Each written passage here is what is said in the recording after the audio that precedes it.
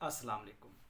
आज जो डिस्कस करते हैं हम एलोवेरा के हवाले से कि अगर किसी को अच्छा एलोवेरा और इसकी स्पीशीज़ के रिलेटेड यानी इसके रिलेटेड जितने भी प्लांट्स मौजूद हैं उसके हवाले से हम बात कर रहे हैं कि बावले कुत्ते ने जो पागल कुत्ते की हम बात करते हैं, अगर वो किसी को काट लेता है, ठीक है, और वो किसी इंसान को काट लेता है या किसी जानवर को काट लेता है तो उसको यही कंसीडर किया जाता है कि ये नाकाबिले इलाज है, यानी इसका इलाज नहीं है।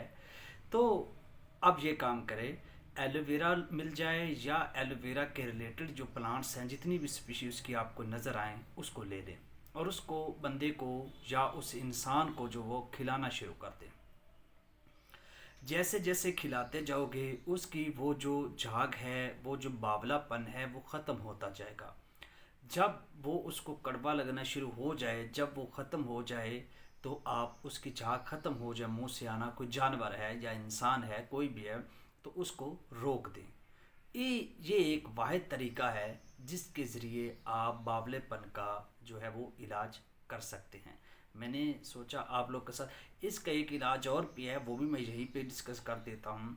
अगर आपके जो शेर जिसको हम बोलते हैं मदार बोलते हैं, अगर मदार के पत्ते उसको खिला दें तो वो भी बावलेपन का इलाज है।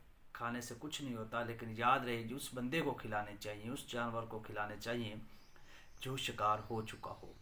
ठीक है, तो इससे भी आप उसका इलाज कर सकते हैं, यानी वो बंदा बिल्कुल ठीक हो जाएगा। ये हल नहीं है कि उसको ख़त्म कर दिया जाए, ये पागल हो गया, ये है। हम अक्सर जानवरों को मार देते हैं, नहीं, उसको मदार के पत्ते खिलाएं या एलोवेरा खिलाएं तो उस तरीके से जो बावलापन जो है वो बिल्कुल ख़त्म हो जाता है।